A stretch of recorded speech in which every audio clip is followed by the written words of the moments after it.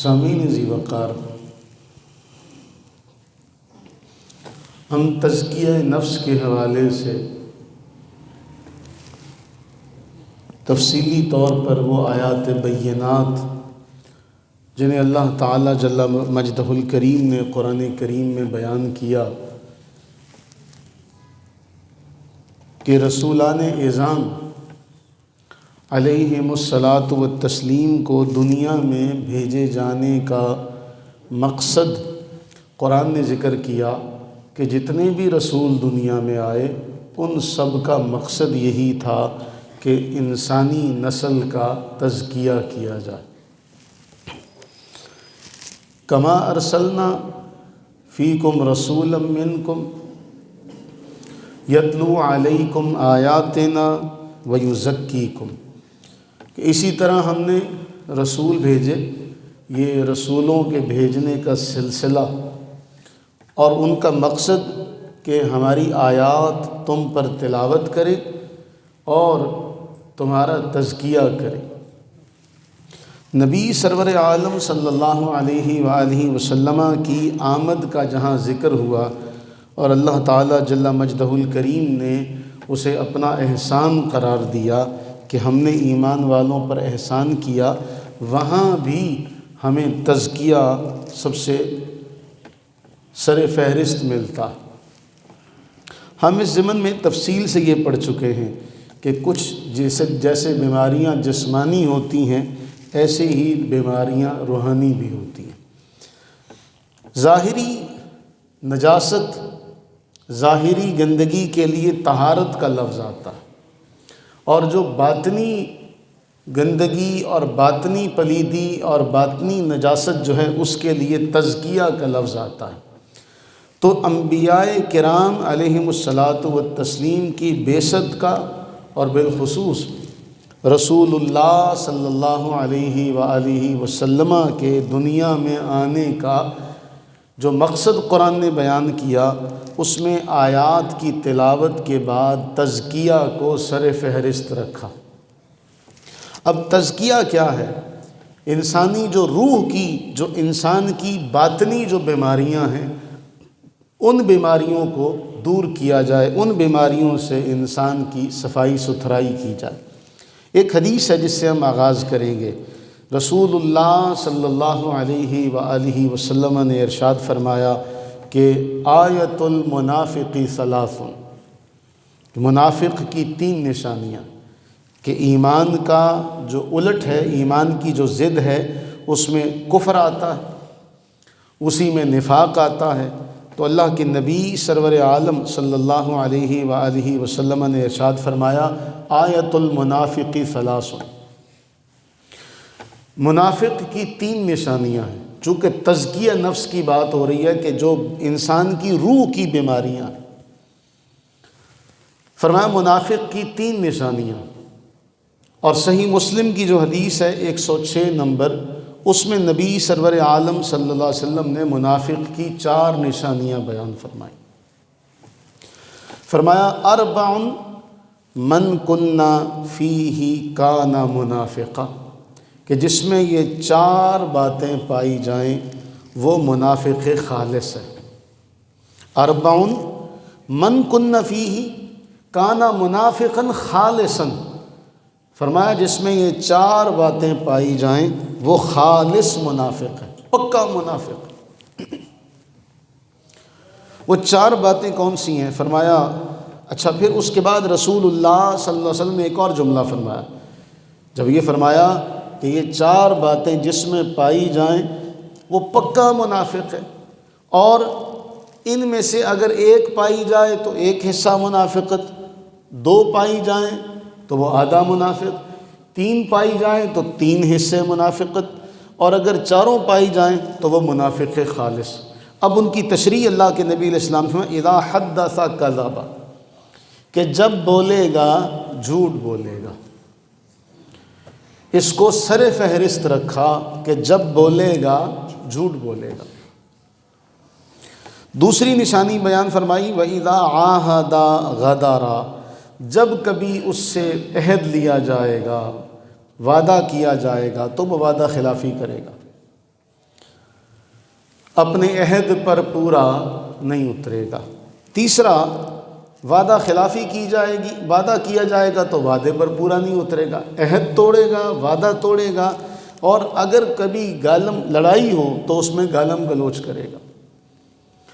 اسی طرح جس میں 3 فرمایا، اذا حدث کذب، جب بولے گا جھوٹ بولے گا، وَإِذَا وَعَدَ أَخْلَفَ، جب کبھی وعدہ کیا جائے گا تو وہ وعدہ پورا نہیں کرے گا، وَإِذَا تُؤْمِنَ خَانَ، جب کبھی اس کو امانت دی جائے گی تو وہ امانت میں خیانت کرے گا۔ فرمایا یہ 3 باتیں منافق کی نشانیاں، جب بولے گا جھوٹ بولے گا، اور جب وعدہ کرے گا وعدہ خلافی کرے گا، اس کے پاس امانت رکھوائی جائے گی تو امانت میں خیانت کرے گا۔ اب یہاں فرمایا ان 3 میں ایک کا اضافہ کر دیا کہ جب بولے گا جھوٹ بولے گا، جب بولے گا جھوٹ بولے گا، وعدہ خلافی کرے گا، عہد کی خلاف ورزی کرے گا۔ اگر کبھی لڑائی جھگڑا ہو تو وہ لڑائی جھگڑے سے کنارہ کشی نہیں اختیار کرے گا، بلکہ اس لڑائی میں کودے گا اور گالم گلوچ سے کام کرے گا۔ نبی صلی اللہ علیہ وسلم فرمایا یہ منافق ہے۔ اب یہ کوئی معمولی جملہ نہیں ہے، اب اس کے بارے آگے اللہ کے نبی علیہ السلام فرمایا وَإِن صَامَ وَصَلَّى وَزَعَمَ أَنَّهُ مسلم، وہ چاہے نماز پڑھتا ہو، وہ چاہے روزہ رکھتا ہو، اور وہ یہ خیال کرتا ہو کہ میں تو مسلمان ہوں، میں نماز بھی پڑھتا ہوں، میں روزہ بھی رکھتا ہوں، فرمایا وہ چاہے نماز پڑھتا ہو چاہے روزہ رکھتا ہو، وہ منافق ہے، وہ منافق ہے کہ جب بولے گا جھوٹ بولے گا، وعدہ خلافی کرے گا، امانت میں خیانت کرے گا۔ نبی صلی اللہ علیہ وسلم فرماتے ہیں کہ یہ کام کر کے وہ منافق ہو جائے گا، اگرچہ وہ نماز پڑھتا ہو، اگرچہ وہ روزہ رکھتا ہو، اور وہ یہ کہتا ہو کہ میں مسلمان ہوں، لیکن اس کا یہ کہنا کافی نہیں ہوگا۔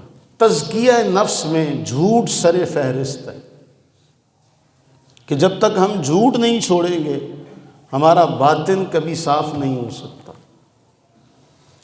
علم تصوف میں تزکیہ بنیادی چیز ہے، معرفت میں تزکیہ سب سے بنیادی چیز ہے۔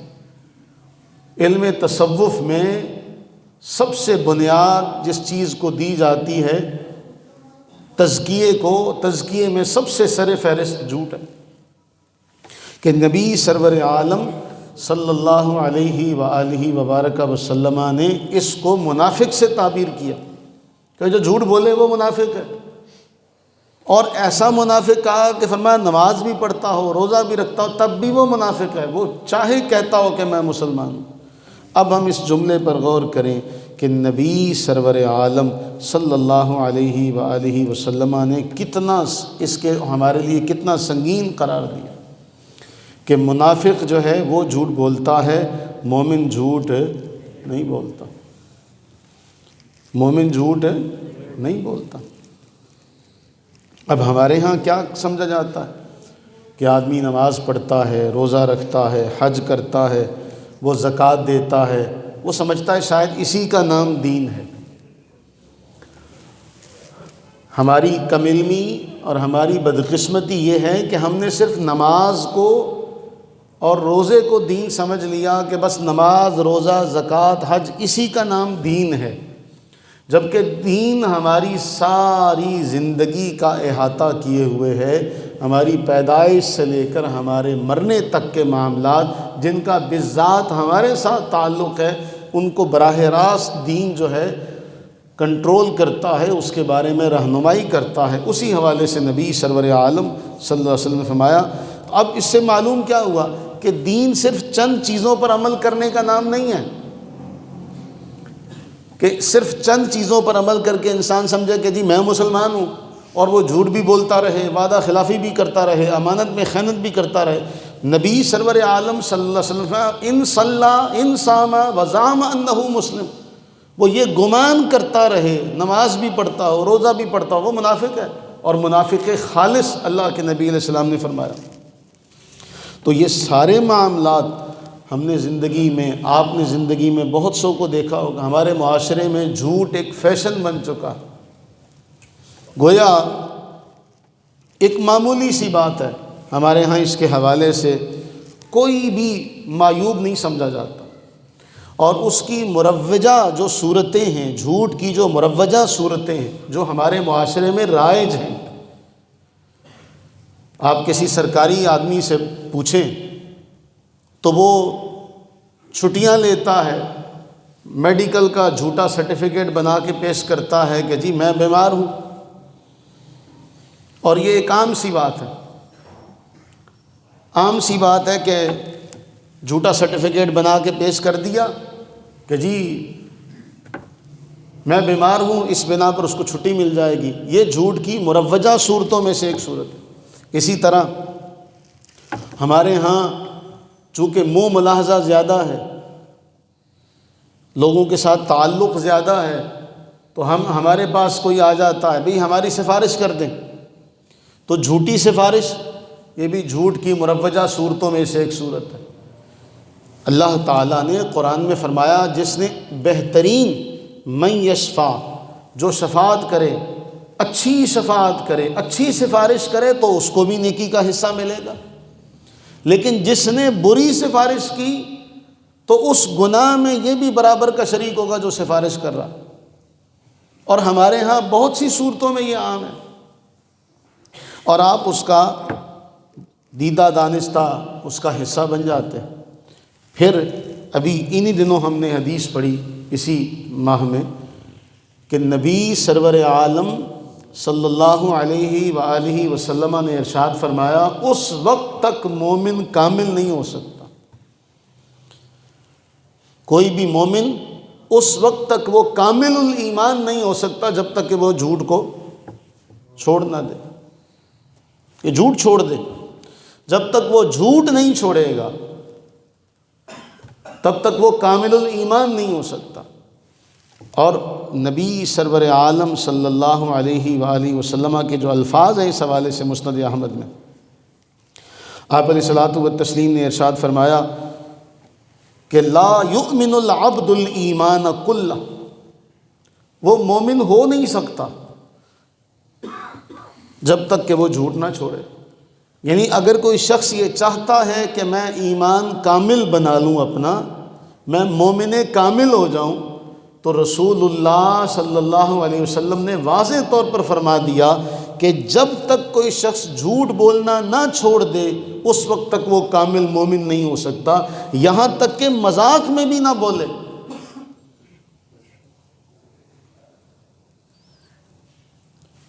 کیونکہ رسول اللہ صلی اللہ علیہ وسلم اسے منافق کی نشانی بتا چکے ہیں کہ یہ کس کی نشانی ہے؟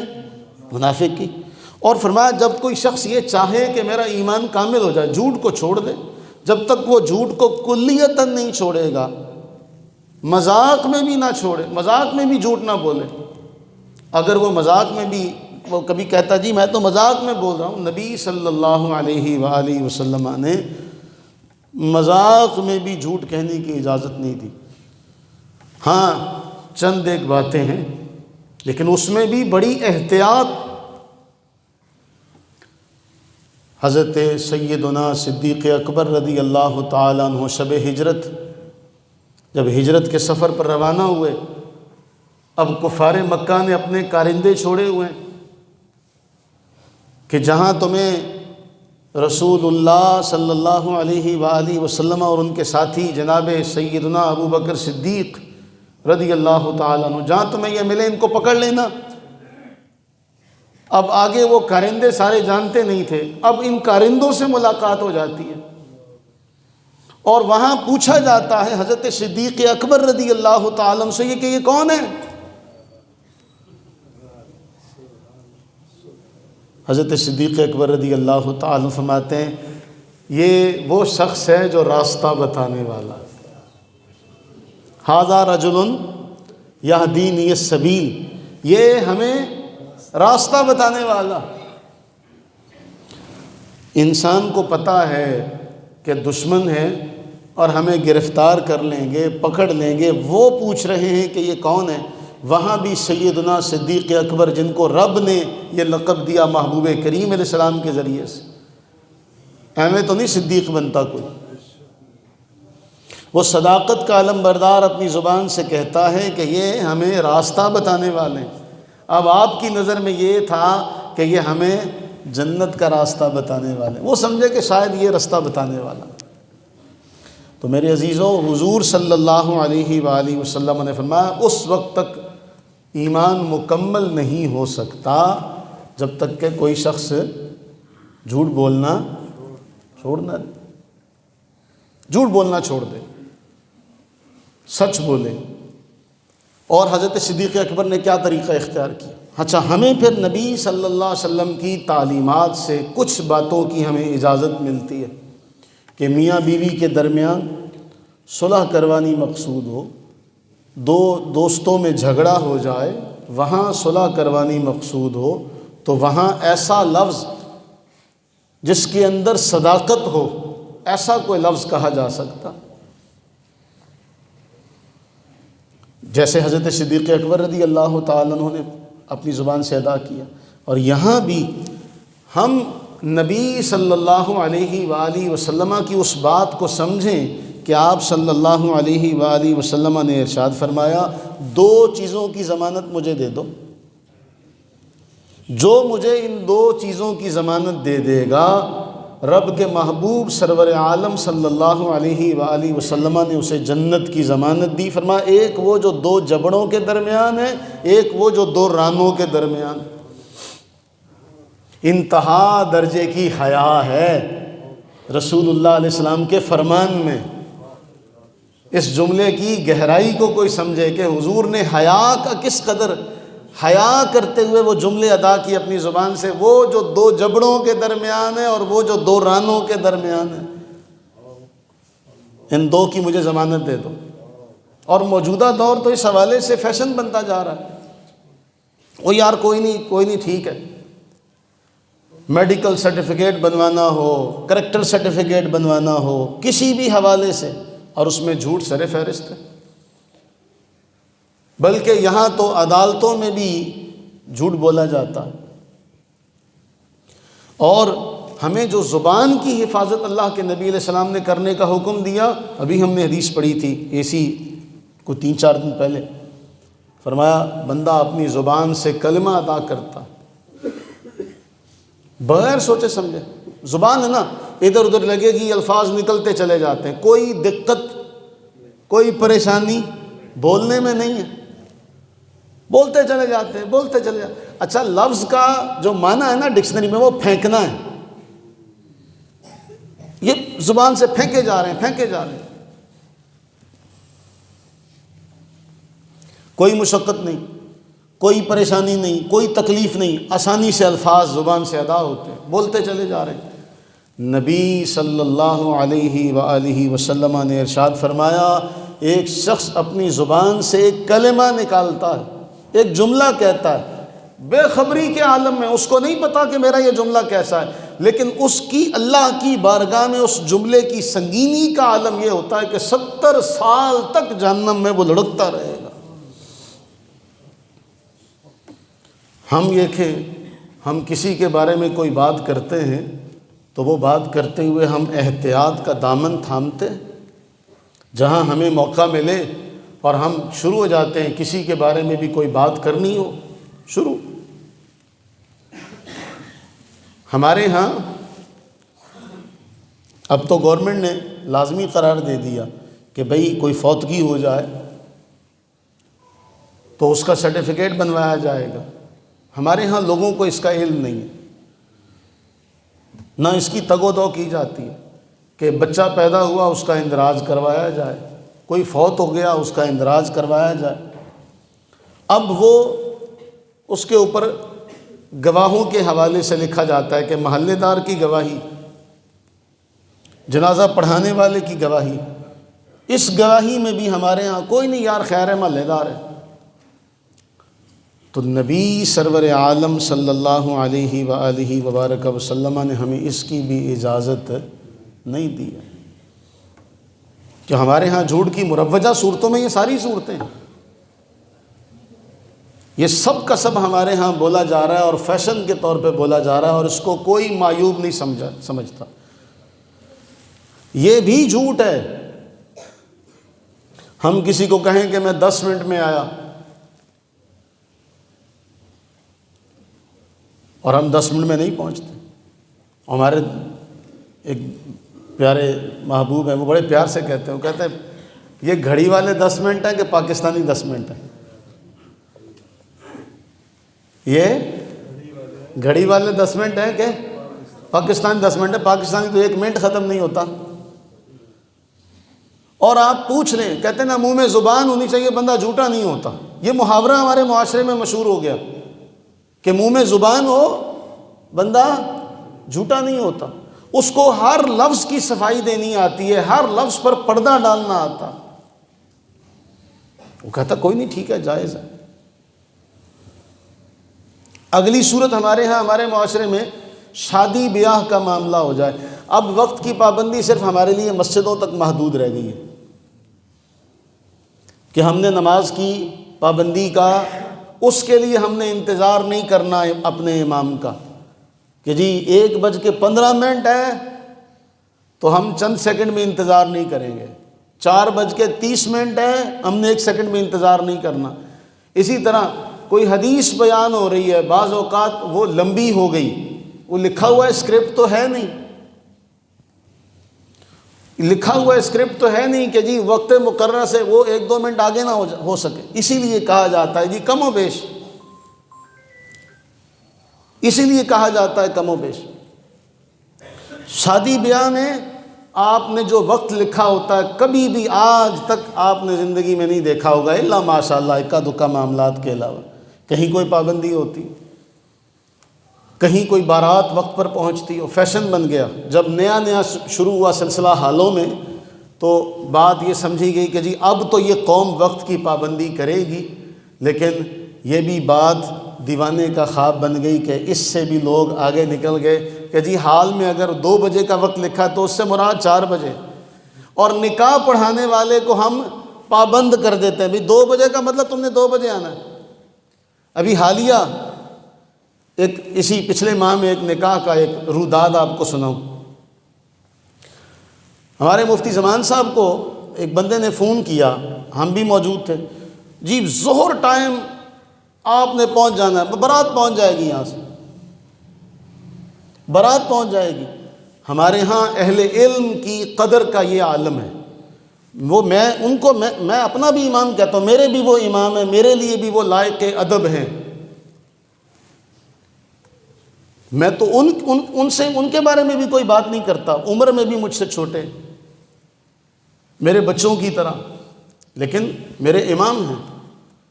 اب وہ نہیں جی آپ 1:30 بجے یہاں پہنچ جائیں. پہنچ گئے، 2-2.5 گھنٹے وہاں پہ انتظار کروایا. یہ معمول ہے، یہ معمول ہے ہمارے ہاں کہ ہم کہہ دیں کہ جی عشاء بس آپ عشاء کے ٹائم آ جائیں. وہ عشاء 9:30 بجے 10 بجے ہوتی ہے. یہی لوگ جو عام اپنی دعوتوں کے لیے 2 گھنٹے انتظار کرتے ہیں، کبھی اللہ اور اس کے رسول کے لیے انتظار کرنے والا میں نے معاشرہ نہیں دیکھا. آپ سارے شادیوں پر جاتے ہیں، لیٹ جاتے ہیں، کبھی کوئی نہیں کہے گا، کوئی بات نہیں کرے گا. ہاں ہم نے جمعہ لیٹ کر دیا تو ہماری برائیاں آپ زبان نکال کر کریں گے، ہاتھ اونچے اونچے کر کے کریں گے. اور مولوی نے ٹائم دی پابندی کوئی نہیں جے کی تھی، اسی ویلے ہیں. جب شادیوں پر جاتے ہیں تب آپ ویلے ہوتے ہیں. وہاں تو کوئی نہیں کہتا. جنازے کا اعلان ہوتا ہے، دن میں 3-3 4-4 بار اعلان ہوتا ہے اور آس پاس کی ساری مسجدوں میں ہوتا ہے. اس کے باوجود بھی ہم ایسی درویش قوم ہیں. مول صاحب رک جاؤ، مول صاحب رک جاؤ، جی بندے آ رہے ہیں، جی بندے آ رہے ہیں. اس وقت کوئی ان بندوں کو برا نہیں کہتا. اگر مولوی وہاں جنازہ پڑھا دے تو مولوی کے سارے دوالے ہو جائیں گے. دوہرا معیار ہے ہمارا. یہیں کوئی میں کہتا ہوں M P A M N A کوئی چودھری بیٹھا ہو، مجال ہے کہ آپ اس کو کوئی لفظ بھی بول سکیں. بولیں نہیں نہ بول سکیں گے کہ بھئی آگے مالدار بندہ بیٹھا، اس کو کیا بولیں. میں نے آپ سے ذکر کیا تھا نا، ہمارے ہاں دوہرا معیار ہے. دوہرا معیار کیا ہے؟ کہیں دعوت پر چلے جائیں، کوئی بڑا آدمی کہے یار یہ میٹھا اور لانا نا، تو وہ چودھری صاحب نے پلیٹ اور دو بڑا میٹھا ساڈا پسند آیا، اور کوئی غریب آدمی متوسط آدمی وہ کہہ دے تیرا راج نہیں ہویا، کدی نہیں کھاتا ہے نا۔ اچھا میں کل مذاق سے سوچ رہا تھا ایک بات ضمن ازراہ تفنن، تو انہی کے تو تسی میری برداشت کر ہی لینی نا۔ وہ حق مہر کی بات اب وہ کل صبح درس میں بھی ہوئی، اب چاندی جو ہے وہ اچانک سے بڑھتی چلی جا رہی ہے، بڑھتی چلی جا رہی ہے۔ ہم ایک شادی پر اسی پچھلے ماہ گئے، حق مہر پوچھنے لگے جی شرعی حق مہر کتنا ہے؟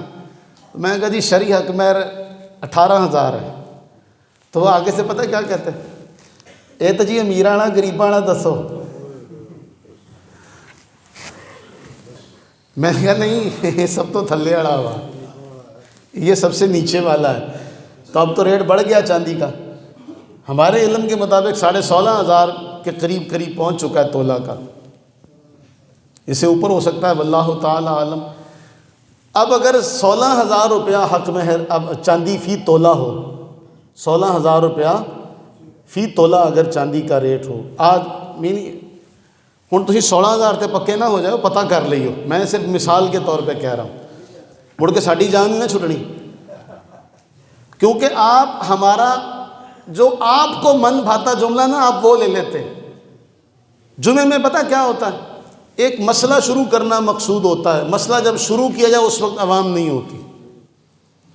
اب پوری تمہید کے بعد آخری جملہ کسی کے کان میں پڑ جائے، اس نے وہ آخری جملہ لے لینا کیونکہ اس کے کانوں میں وہ آخری جملہ پڑا، وہ ہماری پچھلی ساری باتوں کو اس نے سنا ہی نہیں ہے، اس کو پتہ ہی نہیں کہ پہلے کیا بات ہوئی جس کے ضمن میں جس کے نتیجے میں یہ بات کہی گئی۔ اب وہ بات سننا، آدھی بات سننا ہمیشہ نقصان دہ ہوتا ہے، اور وہ بات جا کے عام کر دی جاتی ہے، اور سننے والا بھی پھر اس کی تحقیق نہیں کرتا۔ تو اگر بالفرض 16,000 روپیہ چاندی کا فی تولہ ریٹ ہو تو 3.25 تولے چاندی کا کتنا بنے گا؟ ہاں جی 44,000، سب تو کم، سب سے ماڑے جے ایویں چودھریاں لئی، جو ایویں چودھری ہیں ان کے لیے 44,000، تو جڑے بڑے چودھری آ 1,152 نہیں 1,052 تولے، تو 1,052 تولے نو ضرب دو 16,000 نہ کنے کروڑ بنتا۔ بہرحال تو بھئی باقی معاملات میں بھی ہمیں آگے جانا چاہیے۔ بہرحال بات ہو رہی تھی زبان کے حوالے سے۔ ابھی ہم نے صبح کے درس میں ایک حدیث پڑھی اور وہ بڑی اہم روایت ہے۔ نبی سرور عالم صلی اللہ علیہ وآلہ وسلم نے ارشاد فرمایا، مجلس میں باتیں ہوتی ہیں، مجلس میں باتیں ہوتی ہیں، اور مسند احمد کی یہ حدیث ہے، ایسا شخص جو کسی مجلس میں شریک ہو، وہاں اس نے حکمت کی باتیں سنی، لیکن وہ اپنے ساتھی کو اس مجلس کی چن چن کر حکمت والی باتیں نہیں غلط باتیں بتاتا۔ سمجھ آئی بات کی؟ پھر آگے چلتے ہیں۔ حضور صلی اللہ علیہ وسلم نے کیا فرمایا؟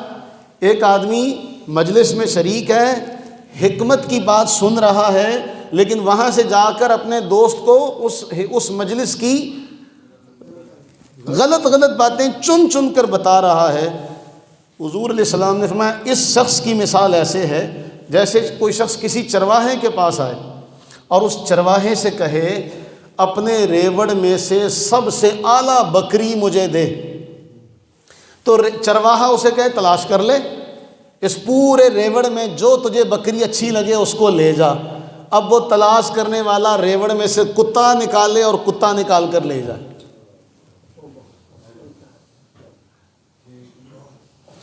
ہم ایسا ہی کرتے ہیں کیونکہ ہمیں خوبیاں نظر نہیں آتی، ہمیں خامیاں نظر آتی ہیں۔ حالانکہ گلاب کے پھول کے ساتھ کانٹے ہیں، لیکن آج تک کسی نے کانٹے کا ذکر نہیں کیا، جب بھی ذکر کرتا ہے پھول کا ذکر کرتا ہے۔ تو جو شخص محفل میں کسی مجلس میں بیٹھا، وہاں کی حکمت کی باتیں چھوڑ کر وہاں کے عیب لوگوں کے سامنے بیان کرے، اس کی اللہ کے نبی صلی اللہ علیہ وسلم نے مثال ایسے دی کہ چرواہے سے اس نے کہا مجھے اچھی سی بکری دو، چرواہے نے کہا خود تلاش کر لو، تو وہ ریوڑ میں سے کتے کا کان پکڑے اور کتے کو لے جائے۔ اب یہ مثال ہمیں جو دی گئی، اس مثال میں بہت بڑا سبق ہے میرے اور آپ کے لیے کہ ہم چن کیا رہے ہیں۔ اور جس طرح ہم نے وہ مثال کئی بار پڑھی ڈاکٹر عائض القرنی کی کہ دو طرح کی مکھیاں ہوتی ہیں، ایک شہد کی مکھی ہوتی ہے اور ایک دوسری مکھی ہوتی ہے، تو کون سی مکھی بننا چاہیے؟ شہد کی مکھی۔ یہ اسی سے ملتی جلتی بات ہو گئی نا کہ رسول اللہ صلی اللہ علیہ وسلم نے اسے فرمایا۔ اور پھر ایک بڑی اس حوالے سے بہت ہمارے لیے بہت زیادہ ڈرنے والی، احتیاط کرنے والی، اللہ کے نبی صلی اللہ علیہ وسلم، صحیح بخاری کے اندر آتا، فرمایا میں نے، یہ بڑا طویل خواب ہے جس میں حضور صلی اللہ علیہ وآلہ وسلم نے سزائیں جو اہل جہنم کو دی جا رہی ہیں ان سزاؤں کا مشاہدہ کیا تھا۔ فرمایا میرے پاس دو آدمی آئے، مجھے وہ لے کر گئے، تو میں نے ایک شخص کو دیکھا کہ ایک شخص کے پاس لوہے کا کوئی آنکڑا ہے، وہ ایک بندے کے اس براچ میں ڈالتا ہے اور اس کو چیرنا شروع کرتا ہے یہاں تک کہ گدی تک لے جاتا ہے، پھر وہ یہاں سے آنکڑا نکالتا ہے، یہاں ڈالتا ہے، اس کو پیچھے تک چیر دیتا ہے، اتنے میں یہ صحیح ہو جاتا ہے، پھر وہ اس کو چیرتا، پھر اس کو چیرتا، یہ صحیح ہو جاتا ہے، جب اس کو چیرتا یہ صحیح ہو جاتا ہے، اس طرح وہ جاری ہے۔ حضور سرور عالم صلی اللہ علیہ وآلہ وسلم نے پوچھا یہ کیا ہے؟ آپ کو بتایا گیا یہ وہ جھوٹا آدمی ہے جو جھوٹی بات کو سنتا، ایک بات کو لیتا اور ساری دنیا میں وہ جھوٹ پھیلا دیتا، ساری دنیا میں جھوٹ پھیلا دیتا، یہ سزا اس کو اسی طرح ملتی رہے گی کہ یہاں سے چیرا جائے گا، پھر یہاں سے چیرا جائے گا، یہ صحیح ہو جائے گا، پھر یہاں سے چیرا جائے گا، اور ہم اس کو اپنے لیے کوئی عیب نہیں سمجھتے۔ آخری بات کر کے بات مکمل کرتے ہیں۔ قرآن ہمیں دعوت فکر دیتا ہے کہ اے ایمان والو، اگر تمہارے پاس کوئی خبر آئے تو اس خبر کی خوب تحقیق کر لیا کرو، ہو سکتا ہے وہ جھوٹی ہو۔ مفہومی ترجمہ عرض کر رہا ہوں، ان جاءکم فاسق بنبأ فتبینوا ان تصیبوا قوما بجہالہ فتصبحوا علی ما فعلتم نادمین۔ یہ نہ ہو کہ اس کے جھوٹ کی وجہ سے تم یقین کر لو اور تمہیں شرمندگی ہو کہ تم اس کی تحقیق نہیں کی۔ تو میرے عزیزو، اس لیے تحقیق کر لینی چاہیے۔ ابھی جس طرح لاہور میں مین ہول میں گرنے کا ایک واقعہ ہوا، ایک ماں بیٹی دونوں اس میں گر گئے، پہلے تو ہمارا وہ درویشوں والا محکمہ ایسا ہے، اس نے کہا گرا ہی کوئی نہیں۔ یہ سرکاری جو لوگ ہیں نا، یہ ہاتھ ہلا کے بھی نہیں راضی، اور جس کو کرسی مل گئی وہ ایسا ہو جاتا نہیں جی گرا ہی کوئی نہیں ہے، اور وہ خبر عام ہو گئی جی ایسے انہوں نے جھوٹ بولا، اور بیچارے شوہر کو پکڑ لیا گیا کہ اس نے جھوٹا کہا۔ اگر رپورٹ نہ دیکھی جاتی، وہ سی سی ٹی وی کیمرے کے ذریعے نہ دیکھا جاتا کہ شوہر بیچارہ سچا ہے، تو اس کو تو اگلوں نے پکڑ لیا تھا نا۔ تو ہمارے معاشرے میں یہ چیزیں عام ہیں۔ تزکیہ نفس میں سب سے پہلا بنیادی جو جز ہے، تصوف کی راہ میں سب سے پہلا جو بنیادی سبق ہے وہ ہے زبان کی حفاظت۔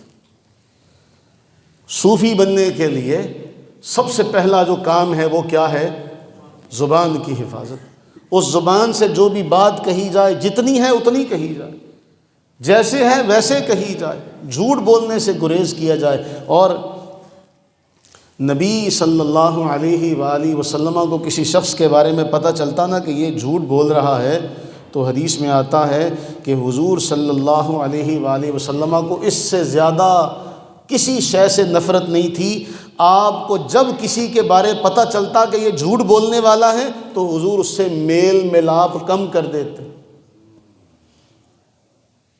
حضور اس سے میل ملاپ کم کر دیتے، یہاں تک کہ آپ کو یہ بات پتہ چلتی کہ اس نے توبہ کر لی ہے تو پھر اس سے ملنا جلنا شروع کرتے۔ تو میرے عزیزو، اللہ کے نبی علیہ السلام اپنی حیات طیبہ میں، اپنی حیات طیبہ میں اس بندے سے ملنا ملانا کم کر دیتے جو جھوٹ بولتا ہے۔ تو میرے عزیزوں، ہم تو ہر لمحہ ان کی نظر عنایت کے محتاج ہیں، ہم تو ہر لمحہ ان کی رحمت کے، ان کی نظر کرم کے طالب ہیں۔ تو پھر ہم اگر یہ کام کرتے رہیں اور پھر یہ رہے کہ جی ہمیں وہ اپنی نگاہ میں بھی رکھیں گے، تو میرے عزیزوں نہیں، ایسے نہیں بنے گا۔ اللہ سے دعا کریں اللہ تعالیٰ اپنی رحمت کا صدقہ ہمیں اپنی زبان کی حفاظت کرنے کی توفیق عطا فرمائے، اور اس زبان سے نفرتیں پھیلانے کے بجائے اللہ تعالیٰ ہمیں نفرتیں کم کرنے کی، محبتیں عام کرنے کی توفیق عطا فرمائے۔ آمین ثم آمین، وما علینا الا البلاغ المبین۔